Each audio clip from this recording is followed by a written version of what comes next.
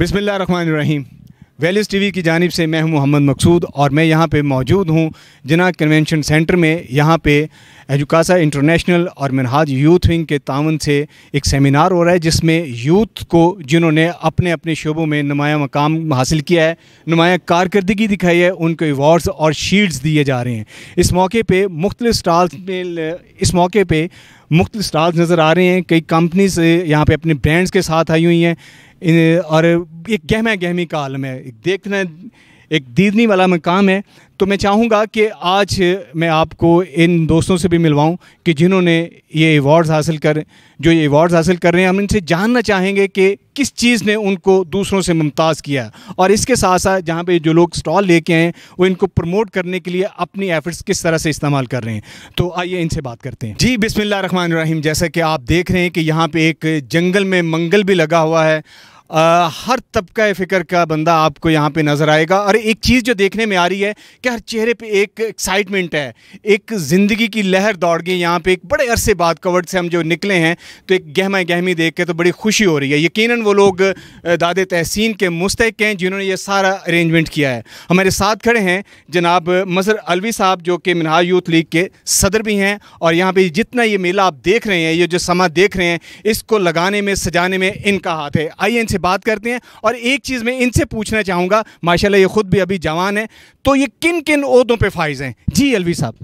बिस्मिल्लाहिर्रहमानिर्रहीम। सबसे पहले तो मैं वैल्यूज़ टीवी का बेहद मशकूर हूँ कि जिन्होंने सबसे पहले जब उनसे हमारी आपके CEO साहब से मीटिंग हमारी हुई तो उन्होंने नेशनल यूथ अवार्ड और राइजिंग पाकिस्तान एक्सपो को भरपूर सपोर्ट किया और उन्होंने बहुत इनकरेज किया यूथ को। तो सबसे पहले आप सबका शुक्रिया अदा करते हैं।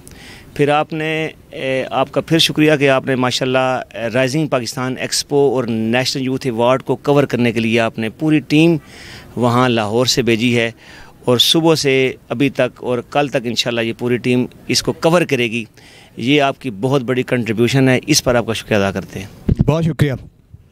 मिनहाज यूथ लीग के बेसिकली आपके इल्म है कि पाकिस्तान में मोर देन 68% यंगस्टर्स हैं बिलो द एज ऑफ 30, लेकिन कोई ऐसा प्लेटफॉर्म नहीं था जहां पर पाकिस्तान के टैलेंटेड नौजवानों के टैलेंट को प्रमोट किया जाता। तो ये हमने एक इनिशिएटिव लिया और उसके साथ नेशनल यूथ अवार्ड के साथ साथ हमने राइजिंग पाकिस्तान एक्सपो का ये आइडिया दिया है कि पाकिस्तान एक अरसा क्राइसिस में रहा है।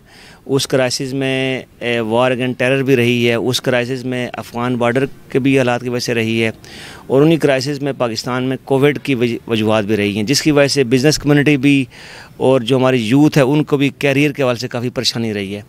तो rising Pakistan, let's rise Pakistan के तसव्वुर से हम लेके चल रहे हैं कि हमने दोबारा पाकिस्तान को राइज़ करना है और पाकिस्तान उस वक्त तक राइज़ नहीं हो सकता जब तक कि पाकिस्तान की बिज़नेस कम्युनिटी और पाकिस्तान की यूथ उनको कैरियर नहीं मिलेगा।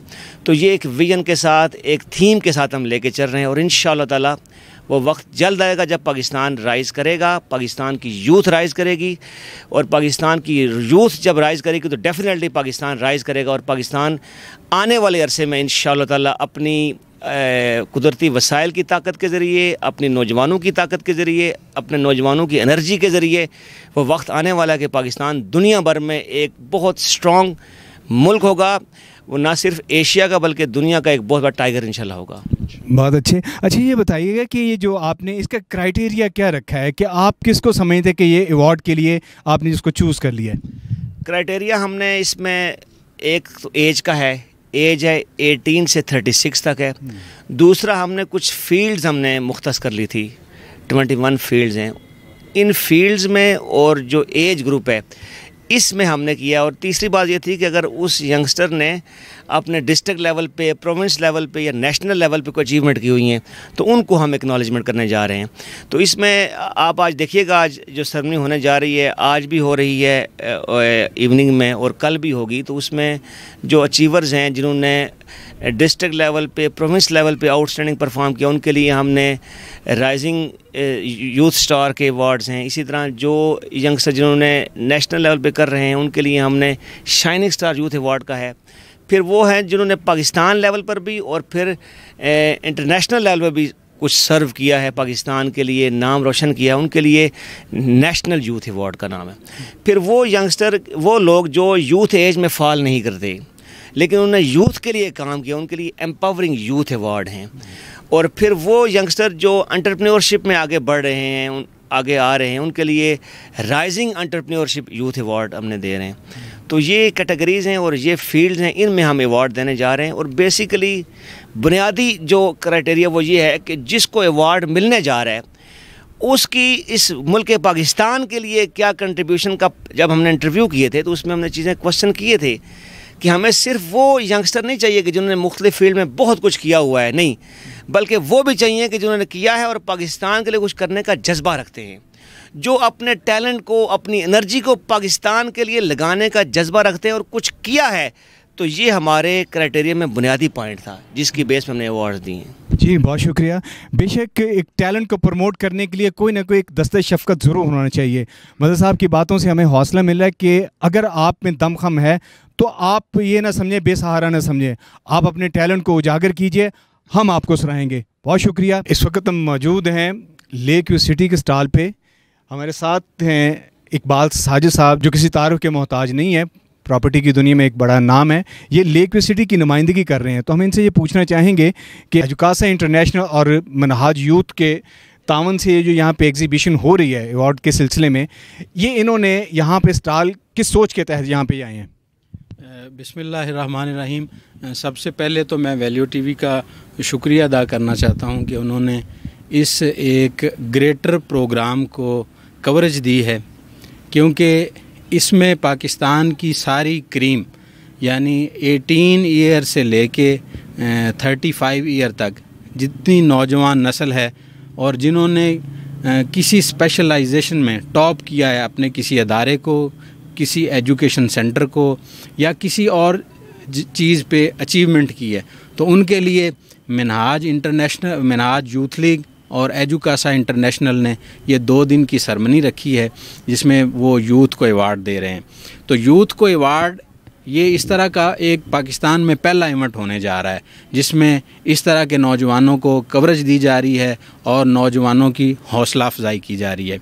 रम्स डेवलपर प्राइवेट लिमिटेड एक अदारा है जिसने अपना रियल एस्टेट में पहला project lake view city housing scheme चक्री रोड पे ये प्रोजेक्ट शुरू किया है। जिस तरह ये एक नया मुनफरद काम है नौजवानों के लिए, इस तरह रम्स एक नया और मुनफरद काम लेके आया है रियल एस्टेट में। रम्स ने क्या किया है, रम्स ने अपने लोगों को प्लॉट्स के साथ साथ फ्री में इंश्योरेंस एस्टेट लाइफ की तरफ से फ्री दी है, जिसमें अगर जब आप प्लॉट ले लेते हैं, आपके नाम पे प्लॉट रजिस्टर्ड हो जाता है, उसके बाद अगर खुदा न खास्ता दौरान एक साथ बंदा एक्सपायर हो जाता है, उसकी डेथ हो जाती है, तो रम्स डेवलपर जितनी उसकी पेमेंट आई होगी वो भी उसके वरसा को वापस कर देंगे और जो प्लॉट है वो भी उनके वरसा के नाम पे इंतकाल करवा दिया जाएगा। बहुत खूब है ये। मेरा ख्याल है कि नाज़रीन आप भी मेरा ख्याल है कि इस चीज़ की गवाही देंगे कि ये शायद मैं पहली दफ़ा सुन रहा हूँ कि प्लॉट भी वापस दे दिया जाएगा और जितनी एक साथ आई होंगी वो भी वापस दे दी जाएंगी। तो इकबाल साहब, इस तरह तो सोसाइटी को बहुत ज़्यादा नुकसान नहीं होगा? नहीं, सोसाइटी ने असल में ये प्लान उन लोगों के लिए रखा है जो तनख्वाहदार लोग हैं, जो रेडी वाले हैं या जिनकी तनख्वाह इतनी ज़्यादा नहीं है। वो सोचते हैं कि मेरी 15,000 या 20,000 सेविंग है, तो खुदा न खास्ता अगर मैं नहीं रहता तो मेरा प्लॉट की बाद में एक साथ कौन देगा। तो उनके लिए हमने ये प्लान किया है स्टेट लाइफ के साथ मिलके कि हम उनकी इंस्टॉलमेंट जब तक वो देंगे, हयाती हो उनकी, दुनिया में कायम दायम रहें। और अगर खुदा न खास्ता, क्योंकि जाना तो हर एक ने, अगर वो दुनिया में नहीं रहते तो रम्स डेवलपर उन्हें प्लॉट भी दे देगी और जितनी उनकी पेमेंट आई होगी वो भी दे देगी। अल्हम्दुलिल्लाह ये 4,000 कनाल प्लस पे प्रोजेक्ट शुरू हो रहा है और इंशाल्लाह दिसंबर में बाकायदा इसकी डेवलपमेंट हम स्टार्ट करने लगे हैं। चाहिए इसमें देख रहे हैं कि लेक व्यू सिटी, तो क्या इसके अंदर कोई झील बनी हुई है? जी, उसके लिए मैं बताता चलूँ सर आपको कि इसके अंदर कुदरती तौर पर 300 प्लस कनाल की एक कुदरती लेक है। इसी वजह से इसका नाम लेक व्यू सिटी रखा गया है और ये एक बहुत आउट क्लास लोकेशन उसकी बनती है लेक की। तो आप देखेंगे इंशाल्लाह बहुत आउट क्लास और ग्रेड ए लेवल की सारी डेवलपमेंट होगी इसमें। ग्रेड ए लेवल की डेवलपमेंट, झील भी है इसमें और इंश्योरेंस भी है इसमें, फिर तो ये काफ़ी महंगी होगी इकबाल साहब। नहीं, इतनी महंगी नहीं है, लेकिन मोस्टली लोग देखते हैं कि सोसाइटी एक तो शहर के करीब हो और साफ़ सुथरी हो, पुरफ़िज़ा हो, यहाँ पर पॉपुलेटेड एरियाज़ या इंडस्ट्री करीब साथ ना हो, इन्वायरमेंट के हिसाब से खूब उसकी क्लैरिटी हो।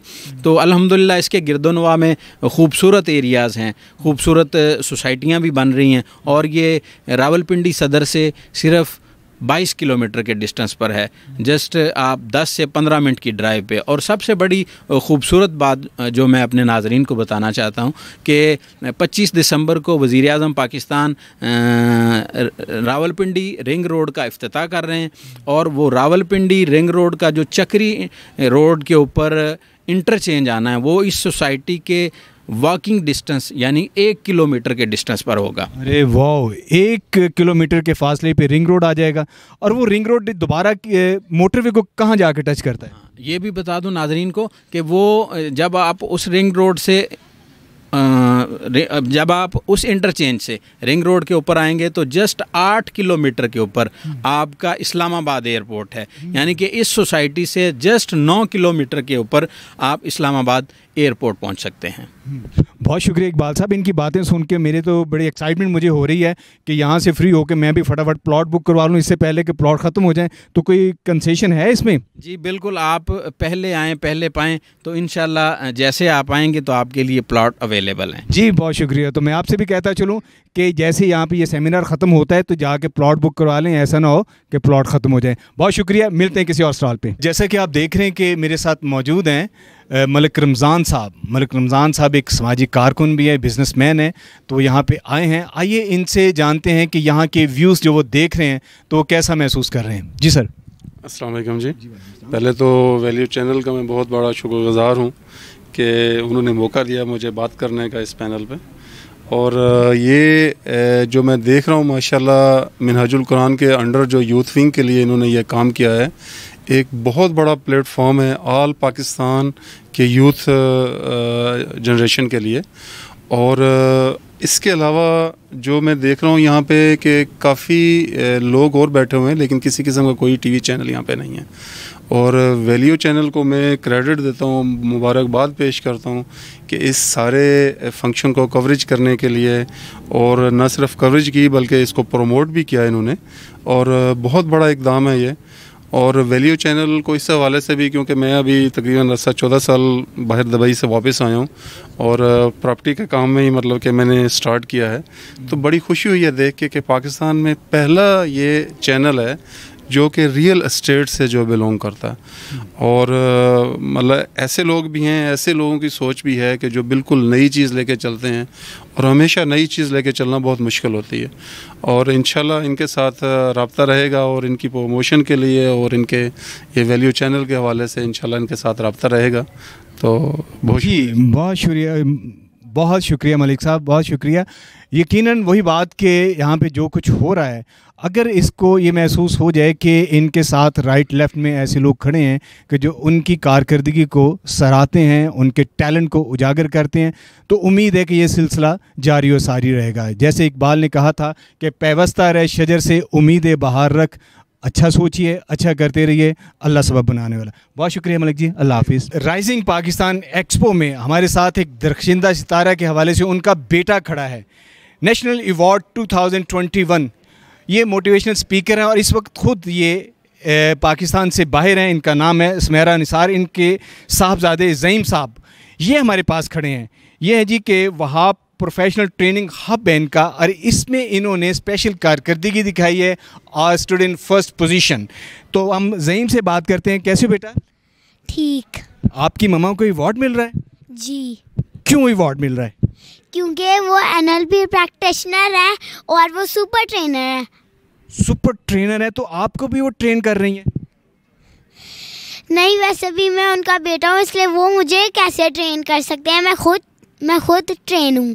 अरे देखें, वो कहते हैं ना कि होनहार बिरवा के चिकने चिकने पात, वो कह रहे कि जी मुझे किसी की ट्रेनिंग की ज़रूरत नहीं है। तो जैसा कि हमने अपने इंटरव्यू में बात की थी कि यहाँ पे आपको बहुत से ऐसे लोग नज़र आएंगे जो अपनी अपनी फील्ड के मास्टर हैं और एक डायमंड है हमारे पास। तो एक झलक आपने देख ली कि इनकी ममा मुल्क से बाहर हैं, वो स्पेशल ट्रेनर है और ये बच्चा कह रहे हैं कि मैं उनसे ट्रेनिंग क्यों लूँ, मैं तो खुद एक ट्रेनर हूँ। तो इसी तरह के और बहुत सारे दोस्तों से हम आपकी मुलाकात कराएंगे, हमारे साथ रहिएगा।